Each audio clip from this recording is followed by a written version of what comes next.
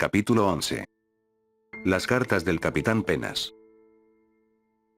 En 1990 termina el nefasto gobierno de Alan García, con una situación económica y política paupérrima. Sendero Luminoso tenía ya 10 años asolando al país en el terror, y dentro del ejército se estaba planeando un golpe de estado que resolviera los graves problemas de una vez por todas, que al final no se concretó, pues apareció en la escena política Mario Vargas Llosa, quien era alguien contrario al gobierno izquierdista vigente. Para finalizar y desprestigiar más al país, miembros del MRTA logran escapar del penal de Canto Grande, dejando como publicidad la foto de sus integrantes despidiendo al gobierno saliente. El Perú estaba en un estado crítico en muchos frentes, dando así lugar a personajes ya conocidos, el escritor Mario Vargas Llosa y el ingeniero Alberto Fujimori, un desconocido para la época. Dentro del ejército la situación también era inestable, el coronel Hang ya no era el jefe del CIE, siendo reemplazado por una efímera administración del coronel Jorge Burneo, a la vez reemplazado por el coronel Rafael Córdoba. Este siguió la línea ofensiva de Hang, usando el equipo del capitán Martín Rivas, para saldar cuentas pendientes del ejército hacia instituciones y personas. Por ejemplo, el coronel ordenó dinamitar locales de la Comisión Andina de Juristas, Amnistía Internacional y la Cruz Roja. El ejército odiaba a los organismos de derechos humanos, tanto o más que los gobiernos de Belaúnde y García, quienes nunca tomaron la decisión política de acabar con el terrorismo. Agustín Mantilla no controlaba esta situación, revelándole al director ejecutivo de la Comisión de Juristas, García Sayán, quien sospechaba que el mismo Mantilla pudo haber puesto la bomba. Pero este le confesó que no, el ejército lo hacía sin su consentimiento, y por ende, no podía detenerlo. Además agregó que todo lo ocurrido tenía que permanecer en secreto, pues el hacerlo público podía generar un escándalo que no podría manejar. Hubo otros atentados perpetrados por el ejército que se desligaron totalmente de acciones contrasubversivas. Por ejemplo, la bomba puesta en un taller de reparación de vehículos, cuyo propietario era Jorge Bernal, personaje que, según el ejército, organizaba fiestas privadas con las esposas de militares de las zonas de emergencia. La orden de dinamitar el taller fue recibida por Martín Rivas, y este ordenó hacer el reconocimiento a Jesús Sosa. El ejército protegió su orgullo, poniendo la bomba en el taller, causando la destrucción de varios autos, pero sin ningún herido. 10 años después, en una entrevista con el autor, Bernal negaría las fiestas privadas, diciendo, «Mi esposa sabe que soy un hombre suyo». Del mismo modo se quería atacar a gente vinculada al gobierno, como es el caso de Rosario Idoña, secretaria del ministro de Defensa, Julio Velázquez, personaje cercano al entonces presidente Alan García. Idoña quería buscar al responsable del atentado y para ello, le preguntó a un amigo, el coronel Rafael Córdoba, jefe del CIE. Este simplemente evitaba hablar sobre el tema, colgándole en una ocasión repentinamente el teléfono, hecho que le hizo sospechar del ejército. Lo que no sabía la secretaria, es que el CIE le ordenó a Martín Rivas dinamitar su casa, y este, le pidió al agente Jesús Sosa que ubicara su domicilio. Como estos hay otros casos recogidos por el autor que dan cuenta de la autoría del ejército. Las razones para hacer los trabajos no se les eran dadas a los agentes de inmediato, la mayoría de veces solo recibían la orden y la ejecutaban, ya luego podía trascender y darles una explicación del motivo. El coronel Córdoba saldría del CIE el 28 de julio de 1990, no por los atentados ocurridos en su gestión, sino por difundir los antecedentes del principal asesor presidencial, Vladimiro Montesinos. Pensó que al exponer el pasado oscuro de Montesinos, Fujimori lo apartaría de su entorno. Como sabemos no fue así, y el coronel Córdoba se despidió del CIE. Es conocida la historia de Montesinos y Fujimori, comenzando por las elecciones del años 90. Este tenía una denuncia de evasión de impuestos, que lo dejaba mal parado como candidato, así que pidió a su círculo político que lo resolvieran. Uno de ellos, el sociólogo Francisco Loaiza, pensó en la persona adecuada para el problema. Vladimiro Montesinos. A Loaiza le vino a la mente los contactos privilegiados que éste tenía, comenzando por gente del Ministerio Público, hasta el jefe del Servicio de Inteligencia Nacional, Edwin Díaz, quien tenía órdenes del mismo Alan García para apoyar a Fujimori. Pasan 3 días, y Montesinos logra solucionar los problemas que rodeaban a Fujimori, y este terminó aceptándolo por su eficacia. Fue así que Montesinos logra integrarse en la campaña de Fujimori, reduciendo su círculo político, con la excusa de posibles filtraciones de información. Montesinos no pensaba quedarse como un simple asesor, así que engatusó al candidato con los trabajos de inteligencia, y también, le insertó el miedo de un posible asesinato, para hacerle notar que él era la única voz que tenía que escuchar. Logró convencer a Fujimori de irse a vivir al círculo militar, donde el dúo preparó los nombramientos en asuntos de seguridad y defensa. Edwin Díaz seguiría siendo jefe del SIN, pero con la condición de tener a Montesinos como segundo, en cambio a Loayza lo dejaron en el aire.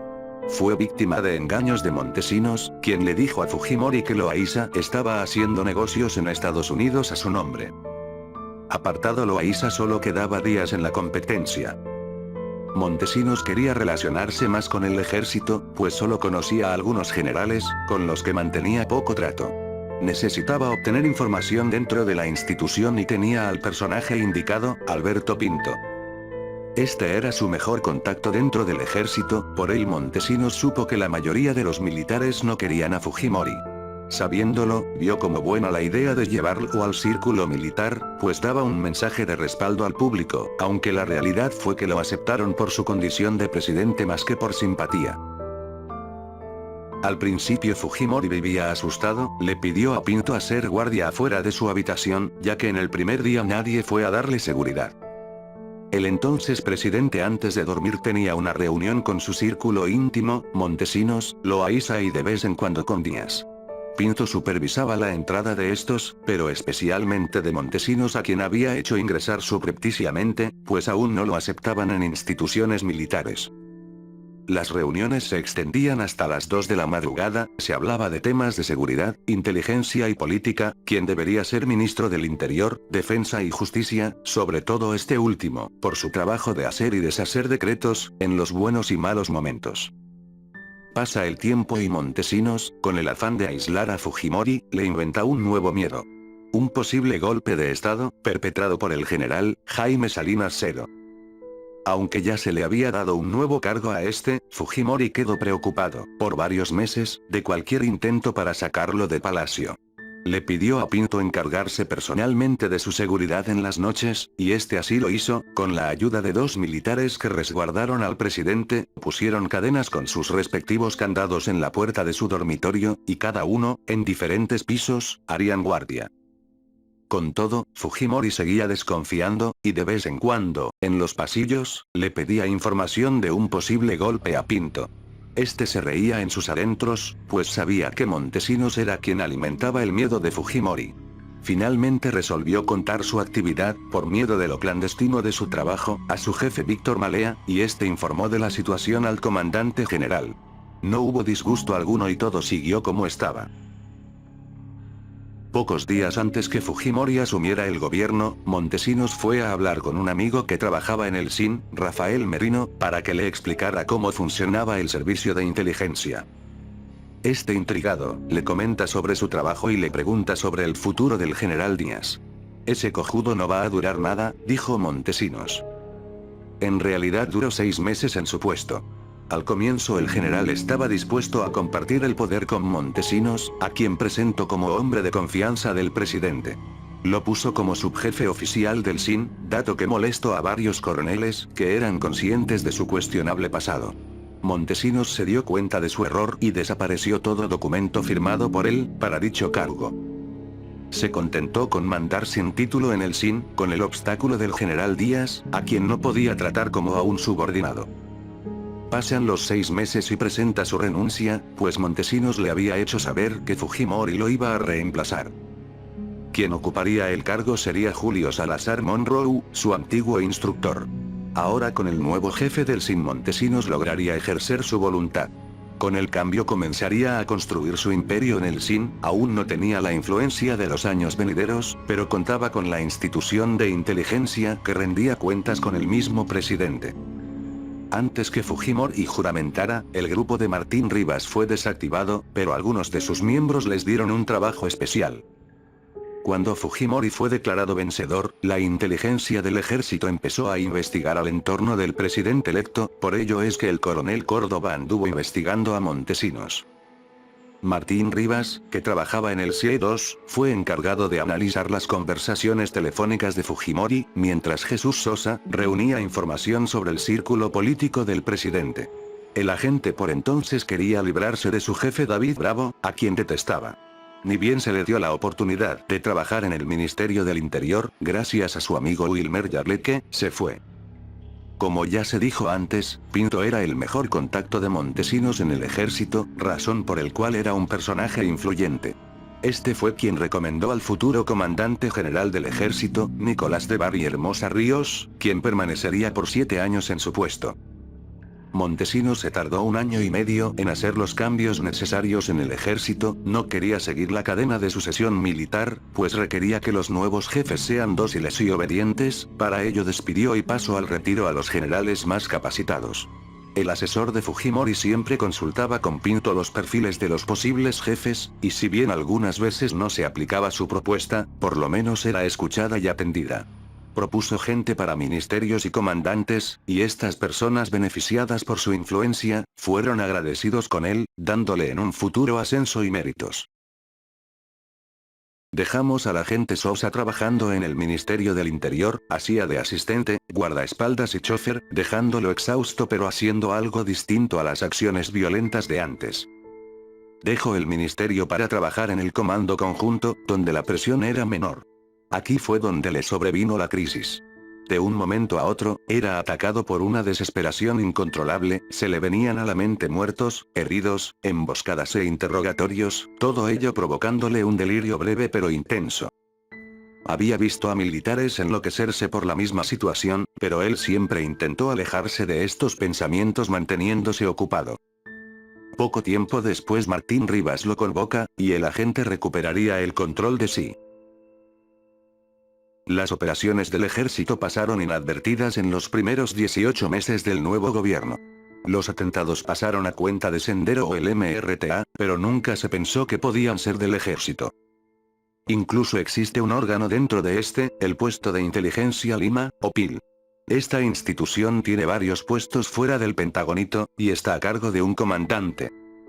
Su misión comúnmente era dar seguridad, pero también puede, con orden superior, matar. Jamás quedará escrita ni será reconocida, y siempre el comandante general será informado antes y después de la operación. En ese entonces el comandante general era Pedro Villanueva, quien ordenó al jefe del CIE, hacer llegar a enemigos del ejército, cartas bomba. El autor da como ejemplo a un conocido suyo, Augusto Zúñiga Paz, principal abogado de derechos humanos en el Perú. El 15 de marzo de 1991, recibió la carta bomba que debía matarlo. Una reacción de peligro lo hizo desistir de abrir la carta, alejó de su cuerpo la bomba, pero no fue suficiente, porque al instante explosionó, volándole el brazo izquierdo. Un par de horas después de la explosión, el director de la revista Sí, Ricardo Uceda, fue a visitar a Zúñiga a la clínica de emergencia. Este ya tenía una idea de quién pudo haber atentado contra él. Es la policía, tienes que investigar, dijo el abogado. Lo pensó porque había denunciado excesos de la policía en los últimos años, pero su actual trabajo estaba relacionado con el ejército, por ello se explicaba el ataque. Otras cartas fueron enviadas a gente incómoda para el ejército, tratándose de un plan para asesinarlos. Al semanario Cambio, vocero oficioso del MRTA, y al diputado izquierdista Ricardo Lest, les prepararon cartas bomba. Quien se encargaba de elaborar y entregar las cartas bomba era el capitán de infantería Víctor Penas, quien reportaba al jefe del PIL, el mayor Eduardo Bailetti, quien a su vez dependía del jefe del CIE-1, y este del comandante general, Pedro Villanueva. Esta fue la cadena de mando de las cartas bomba. La primera vez que se hizo público los hechos aquí narrados fue en 1993, por un conjunto de militares antifujimoristas denominado León Dormido. Acusaron, a secas, al SIN de haber ordenado al capitán Penas, las cartas bomba. No daban ninguna relación de los hechos con el ejército y culparon de todo al SIN, que dependía de Montesinos y el presidente. El mismo año el autor y Edmundo Cruz, recogieron testimonios que confirman la responsabilidad del ejército en los hechos antes narrados. Más adelante Ricardo Uceda transcribe una grabación entre militares ya conocidos, Martín Rivas, Jesús Sosa y Carlos Pichilingüe. La conversación data del año 1994 en el penal Simón Bolívar, donde cumplían condena por hechos que se narrarán más adelante. Lo impactante de esto es que el agente confiesa que fue el capitán Penas quien preparó las cartas bomba, siendo confirmado tanto por Martín Rivas y Pichilingüe. Así, queda confirmado que el ejército, con Víctor Penas, preparó las cartas bomba. Incluso cuando Fujimori llegó al poder, el ejército siguió sin su consentimiento con los ataques. Para octubre de 1991 las cosas cambiaron, la institución veía que Fujimori les daría el apoyo que nunca habían tenido, cambiando totalmente la estrategia contrasubversiva. Ahora sería más intenso y selectivo, nada de hechos aislados. A partir de aquí se crearía el muy famoso Grupo Colina, destacamento que más adelante todos desentenderían y negarían paternidad alguna. Capítulo 12. El viejo Estado contraataca. A inicios de 1991 el comandante Rodríguez Abalbeascoa le ordena a un grupo de militares, entre ellos Martín Rivas y Carlos Pichilingüe, ir a la DINCOTE y analizar documentos incautados a Sendero Luminoso, con el fin de elaborar un manual contrasubversivo para el SIN. Terminado el trabajo, después de 4 meses, el comandante general convoca a los altos mandos militares para evaluar el estado de lucha contra Sendero y el MRTA, teniendo como expositor principal a Martín Rivas, en donde se acuerda la nueva estrategia contrasubversiva. En agosto, cuando la mayor parte del manual está hecho, desalojaron el espacio de la DINCOTE, y se trasladaron a un local del SIE, contiguo al SIN, donde se preparó la estrategia del viejo Estado. Un grupo paramilitar. El capital convocó a Jesús Sosa para darle la noticia que estaba esperando. El dirigir a un grupo de inteligencia especial. El agente aceptó, pero tenía que esperar a cumplir sus últimas obligaciones en el comando conjunto, esperando hasta septiembre para reunirse con el resto del equipo en la fábrica, exactamente en la escuela de inteligencia del ejército. El lugar estaba cercano al pequeño espacio ocupado por el SIN, que con el pasar del tiempo, se adueñaría de todo, para dar paso al imperio de Vladimiro Montesinos. Pero ahora estaba recién en construcción, tanto así que cuando el agente llegó, vio a vigilantes del SIN cuidando la entrada, y más adelante vio que las aulas, oficinas y dormitorios estaban desiertas. Se dirigió al taller de mecánica, donde lo había convocado el capitán Martín. Cuando llegó vio alrededor de 30 personas, la mayoría desconocida para él. Esto lo desconcertó, pues sabía que tener mucho personal en el destacamento traería dificultades en el futuro. También notó que había gente recién salida de la escuela de inteligencia, o sea, sin experiencia. Pero no dijo nada y fue a saludar a sus amigos del SIE, los que trabajaron en el grupo Escorpio, Antonio Petrel, José Alarcón, Ángel Pino, Carlos Caballero, Hugo Coral, Jorge Ortiz y Nelson Carvajal. Algunos conocidos, Wilmer Yarleque, Marco Flores y Orlando Vera. Además habían 6 mujeres y gente ya mayor como Julio Chuqui, Juan Supo y Juan Pampaquilla. A Sosa le parecía absurdo tanta gente para un destacamento y en una ocasión se lo hizo saber al capitán Martín. Este sin más lo ignoró y enseguida armó los grupos, cuyos jefes serían, Supo, Sosa y Chuqui. El agente protestó, pues Chuqui no era el indicado para el trabajo, como si podía serlo Yarleque, técnico como él. El capitán le llamó la atención, imponiendo su decisión a cualquier comentario. Este no sería el último enfrentamiento entre ellos. Un día hubo un malentendido en la hora de trabajo y Sosa llegó tarde. Esto enfureció a Martín, quien le gritó enfrente de todos que se vaya. El agente creía que Martín buscaba empequeñecerlo frente a los demás, para quitarle jerarquía en el grupo. Tuvo que dejar dentro de sí el enojo. Pichilingüe ayudó en eso, para que todo fluyera con calma. Poco tiempo después se les dio la orden de movilizarse a La Tisa, una playa del ejército en forma de herradura, ubicada a 56 kilómetros de Lima, donde entrenarían para familiarizarse con el armamento y la acción violenta. El lugar es administrado por el Círculo Militar, que a su vez depende de la Segunda Región, siendo este el órgano que da el permiso de uso. En este caso el comandante general pidió la utilización a la Segunda Región, y esta aceptó. En La Tisa hacían entrenamiento variado, tiro, carreras, defensa personal, así como prácticas en tomas de locales, disparo al objetivo y tratamiento de los supervivientes, siendo lo ideal de tiempo un máximo de 10 minutos. En La Tisa, el capitán Martín Rivas conocería a Mariela Barreto, futura madre de su hija, quien en 1997 sería asesinada. Todos los agentes presentes sabían que eran entrenados para combatir al terrorismo, siendo capaces de secuestrar y eliminar a un objetivo. A fines de octubre de 1991, les pidieron verificar una información obtenida por un agente infiltrado en sectores de la ultraizquierda. Se trataba de Pascual Arteaga, apodado Abadía. Este aseguró que existía una cédula de heladeros pertenecientes a Sendero Luminoso, que gracias a su trabajo pasaban desapercibidos por la ciudad, hacían seguimiento a las personas que iban a ser asesinadas por los terroristas. Además, agregó, que algunos de los heladeros se reunirían en una casa en Barrios Altos, número 840 del Jirón Huanta, el 3 de noviembre para hacer una pollada, cuyo objetivo, según Abadía, era reunir dinero para medicinas y ropa de los presos senderistas. Martín le pidió a Sosa estudiar el objetivo, y este se reunió con Abadía para obtener información, luego visitó 2 veces la casa de Barrios Altos. Finalmente le entrega información poco precisa y el capitán Martín ordenó vigilar la casa. El 2 de noviembre llegó la hora de actuar. Martín Rivas le comunicó a los jefes de grupo que recibió la orden de atacar una guarida de terrorista en Lima. Esa misma noche los agentes visitaron la casa, y se dieron cuenta de un problema. En la misma plaza había un local de la policía, quien tenía seguridad cercana al objetivo. El operativo debía ser silencioso y rápido. Con esto en cuenta, se armó el plan. 2 parejas entrarían a la pollada en Barrios Altos, Abadía estaría con ellos para identificar a los terroristas, luego vendrían los demás como apoyo. Adicional a ello, afuera estarían algunos para hacer falsos testimonios en el caso que todo trascienda.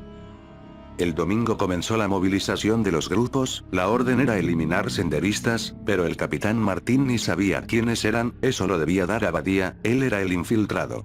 Pero en realidad, ¿tenía esa certeza? Él mismo admitía no tener ningún nombre, solo seudónimos y algunas caras de las personas a eliminar, mucho menos conocía su jerarquía dentro del partido. Poco antes del operativo, Abadía entró a la reunión y descubrió que existía una fiesta en el segundo piso, afirmando que era independiente a la del primero.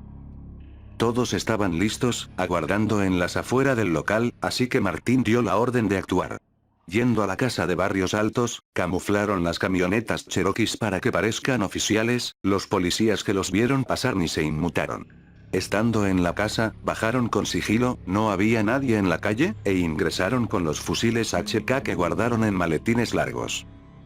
Cerveza, cerveza, dijeron los que entraron, y una vez dentro se pusieron pasamontañas y mostraron las armas. Alrededor de 40 personas estaban en la pollada, todos fueron retenidos en el patio, con Abadía incluido. Los ancianos y niños fueron separados en un cuarto aparte bruscamente, mientras los demás agentes cuidaban la salida y uno subía el volumen de la música. La elección dependía de Abadía, él era quien con un gesto negativo decía quién era del partido. Pero de un momento a otro, cuando ingresó un grupo de agentes, desapareció, fue al fondo de la casa, con el objetivo de buscar una salida trasera. No te vayas, huevón. Aún tienes que decirnos quiénes son, le dijo un agente. Se le veía nervioso a más no poder. Fue llevado al patio donde señaló a 19 personas, las que serían eliminadas. Martín Rivas lo miró, queriendo reafirmar los objetivos. No estaba absolutamente seguro de su elección, además reconocía dentro de sí un imprevisto. No vino la gente que esperaba que viniera. Al final reafirmó su elección y se fue de inmediato. Martín hizo una señal y todos dispararon. Murieron 15 personas y hubo 4 heridos, entre los muertos un niño de 8 años que fue corriendo con su papá cuando las balas volaban. Los vehículos llegaron a la Tiza después de las 12, ya siendo 4 de noviembre, para festejar el cumpleaños del capitán Martín Rivas. Este estaba emocionado. La operación, salvo la muerte del niño, había sido un éxito, lo suficientemente brutal para darle un mensaje a Sendero, y limpio, para no comprometer al ejército.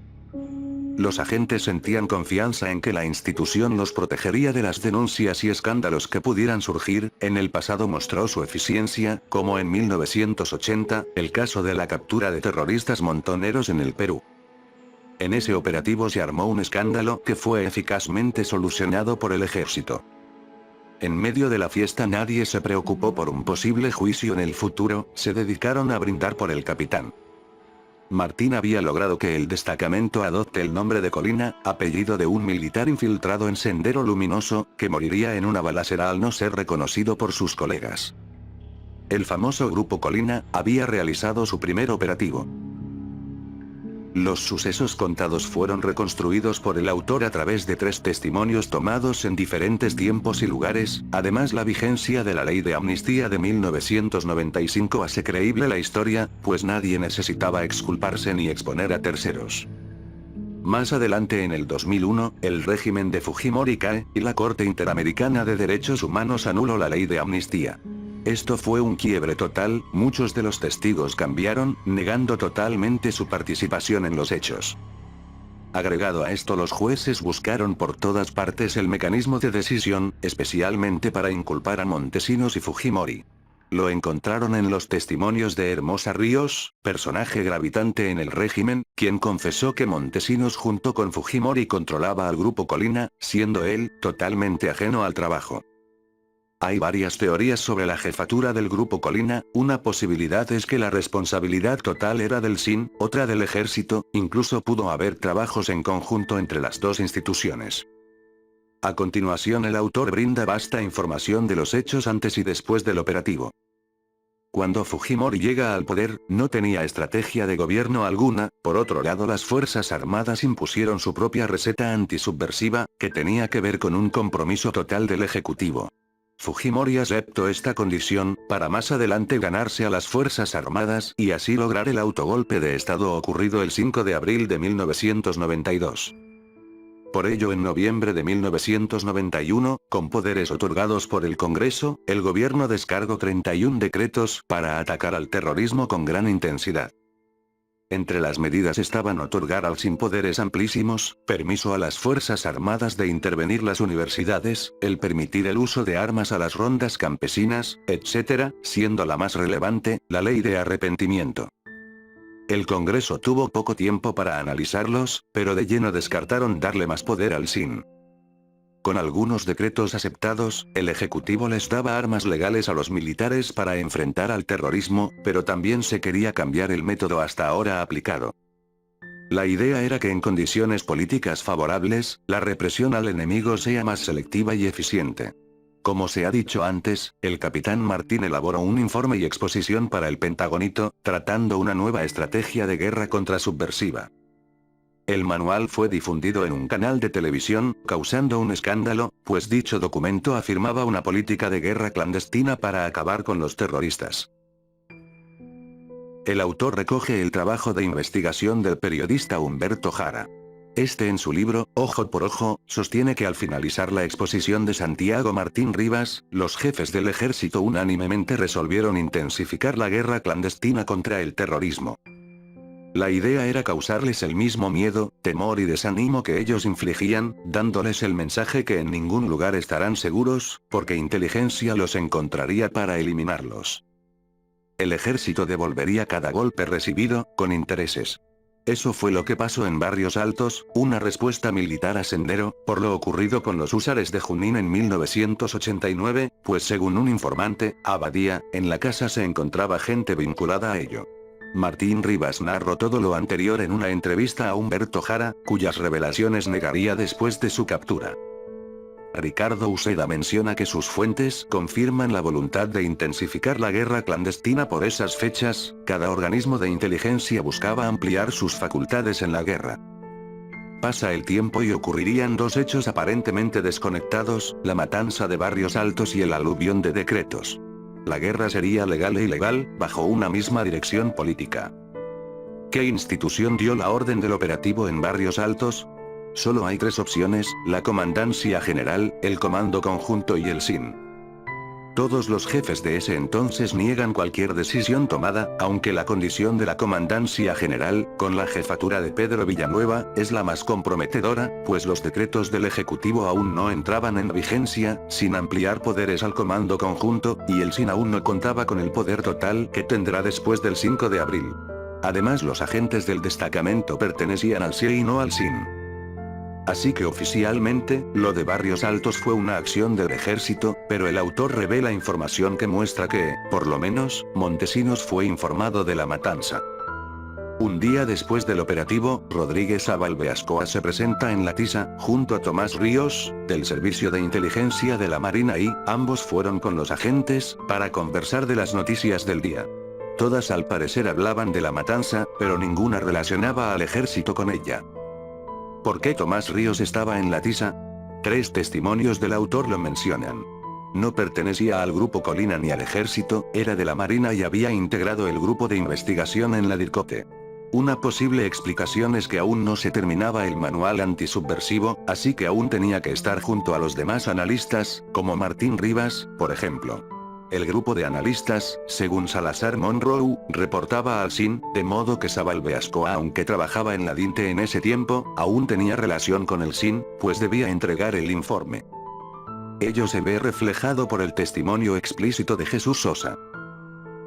En la mañana del 4 de noviembre, según Sosa, Martín Rivas lo llama para que lo traslade a Lima. A la gente se le dijo que irían a Las Palmas, y pensó que iban a visitar la sede del destacamento, pero en realidad fueron a un lugar cercano, al SIN.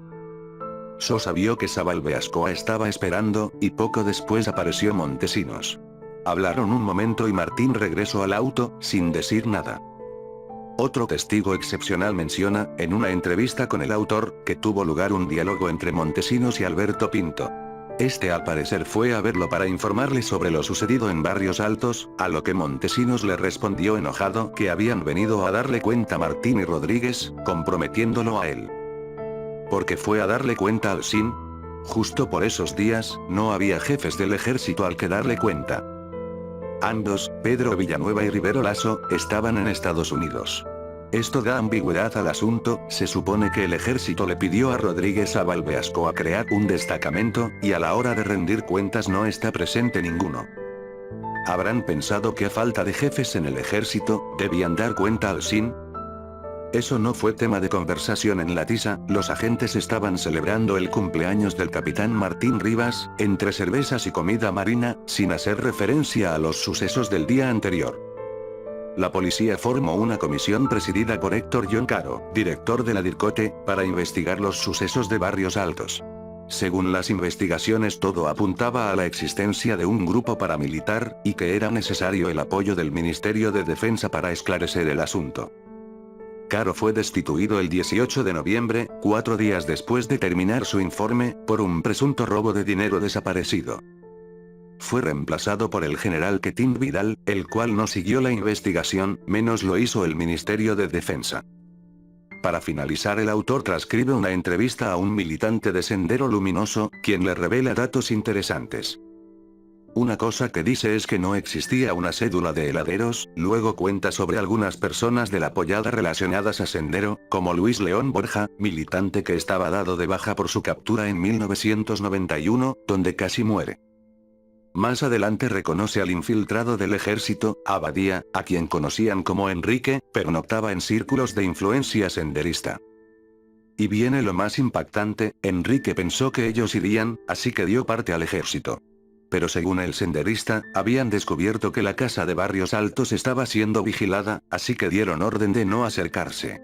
Pero aún con esto no pudieron evitar que su gente vaya a la pollada, pero estos, antes de que las camionetas de los agentes llegaran salieron, siendo inocentes los que murieron en el operativo. Por último menciona que buscaron a Enrique, investigaron y encontraron a la persona que lo presentó. No sirvió de nada pues ya había muerto de un balazo.